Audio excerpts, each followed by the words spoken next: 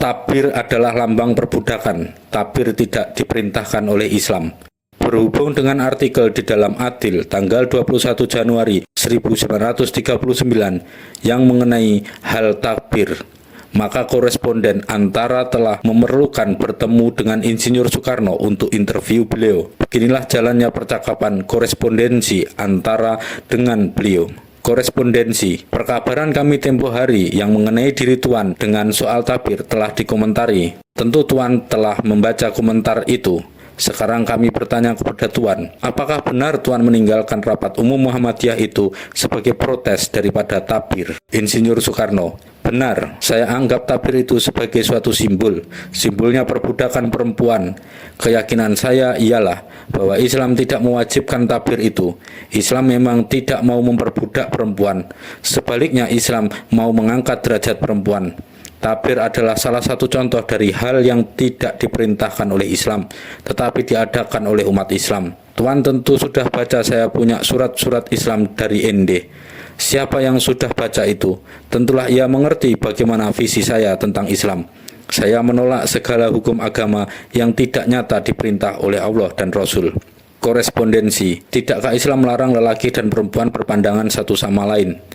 Insinyur Soekarno, Islam pada batinnya menyuruh laki-laki dan perempuan pada umumnya menundukkan mata jika berhadapan satu sama lain. Korespondensi, tetapi boleh jadi takbir itu dianggap oleh sebagian dari umat Islam sebagai suatu alat agar supaya lelaki dan perempuan tidak berpandangan satu sama lain, sebab sudah nyata bahwa pada umumnya berpandang-pandangan satu sama lain itu terlarang. Insinyur Soekarno, boleh jadi begitu, tetapi itu satu ikhtiar yang di luar perintah Allah dan ganjil. Marilah saya ambil satu tamsil. Allah melarang orang mencuri.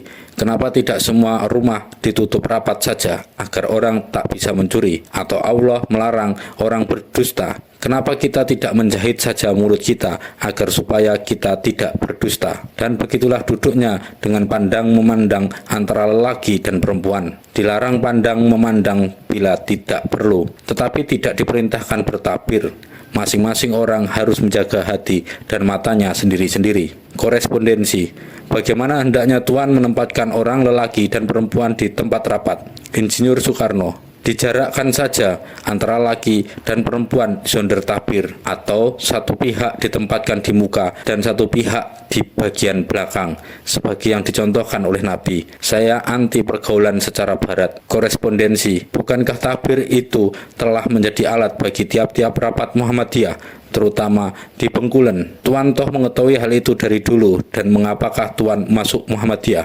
Insinyur Soekarno, hal ini saya ketahui, tapi saya masuk di kalangan Muhammadiyah itu bukanlah berarti saya menyetujui semua hal yang ada di dalamnya. Juga di dalam dunia Muhammadiyah ada terdapat elemen-elemen yang di dalam pandangan saya adalah masih kolot sekali. Saya masuk Muhammadiyah karena saya ingin mengabdi kepada Islam. Pada asasnya Muhammadiyah adalah mengabdi kepada Islam. Tetapi tidak semua sepak terjangnya saya mufakat. Dari H. Mansur CS saya percaya akan datang banyak perubahan. Di dalam konferensi pengajaran daerah Bengkulen, saya pernah katakan bahwa janganlah orang mengira yang saya akan ikut saja semua aliran yang ada dalam dunia Muhammadiyah itu. Saya ingin menjadi salah satu motor evolusi. Sejarah dunia menunjukkan bahwa selamanya ada perjuangan dan dialektik antara kuno dan muda, antara ortodok dan evolusi, antara kolot dan modern. Islam sejati mau mengangkat derajat perempuan, akan tetapi ortodok menjadi rem besar bagi evolusinya perempuan itu. Orang yang memberantas ortodok itu selamanya mendapat rintangan. Lihatlah Kemal Atatürk, lihatlah Nabi kita sendiri. Saya mengetahui bahwa banyak orang Islam, banyak sekali akan mengatakan bahwa visi saya tentang takbir perempuan tidak tepat. Akan tetapi ortodok, Watts dan Knox, bagi saya takbir itu adalah sesuatu simbol perbudakan yang tidak dikehendaki oleh Islam. Saya ingat bahwa dulu Haji Agus Salim pernah merobek takbir di salah satu rapat umum. Ya, merobek terang-terangan. Di dalam pandangan saya, Perbuatan beliau itu adalah satu perbuatan yang lebih besar misalnya daripada menolong orang dari pahlawan air laut yang sedang mendidih atau masuk penjara karena delik sekalipun. Sebab perbuatan demikian itu minta keberanian moral yang besar. Apakah yang saya perbuat bukan menunjukkan keberanian yang besar, tetapi keluar dari rapat moral sebagai protes. All and Leavenworth. Mendengar perkataan ini, korespondensi antara termenung sebentar. Kemudian bertanya pula, kenapa Tuhan tidak nasihatkan lebih dulu kepada pengurus Muhammadiyah supaya jangan diadakan takbir dan cukup dijarakkan saja antara laki-laki dan perempuan? Insinyur Soekarno, saya sudah nasihatkan kepada beberapa anggota pengurus dan mereka mufakat semuanya. Sudah pula saya berkata, kalau diadakan takbir, saya tidak akan datang rapat. Mereka sanggup meniadakan takbir. Tiba-tiba saya datang ke ruangan rapat, ternyata takbir dipasang, bukan oleh mereka yang sepaham dengan saya, tapi oleh anggota pengurus yang lain. Korespondensi. Waktu diadakan sembahyang di Tanah Lapang pada waktu Idul Fitri, tidak ada takbir di antara laki-laki dan perempuan. Benarkah itu anjuran Tuan? Insinyur Soekarno, benar. Maka karena itulah saya makin menyesali takbir pada rapat umum. Padahal dulu Muhammadiyah Bengkulen selamanya memakai takbir pada waktu sembahyang Idul Fitri. Satu tanda bagi saya, adat boleh dirubah. Korespondensi, apakah kata Haji Sujak tentang takbir itu?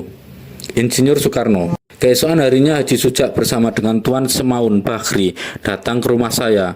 Beliau berkata bahwa takbir itu pun tak perlu. Malahan beliau menceritakan bahwa Haji Dahlan marhum pun berpendapat begitu. Korespondensi, apakah Tuan anggap takbir itu begitu penting sehingga Tuan anggap perlu memprotesnya secara demonstratif?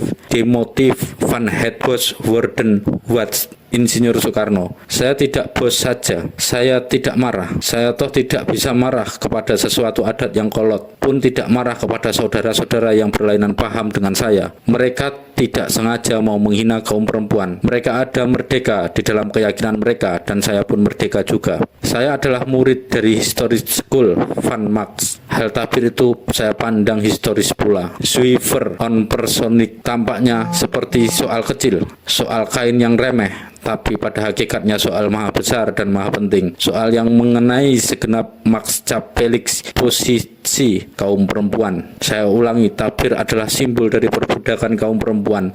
Meniadakan perbudakan itu adalah pula satu historic split Panji Islam 1939.